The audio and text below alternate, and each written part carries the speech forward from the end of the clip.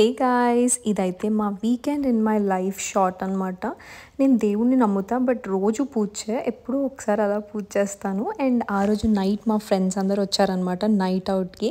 So మేమైతే first mystery రూమ్స్కి వెళ్ళాము. ఎంతమందికి మిస్టరీ రూమ్స్ అంటే ఇష్టం చెప్పండి? నాకు చాలా ఇష్టం. అండ్ ఆల్సో దాని తర్వాత మేము డిఎల్ఎఫ్కి వెళ్ళాము. డిఎల్ఎఫ్ తెలియని వాళ్ళు అంటూ ఎవ్వరు ఉండరు అనుకుంటా, బట్ నేనైతే నాకు తెలిసి ఇది సెకండ్ టైం అనుకుంటా వెళ్ళడం.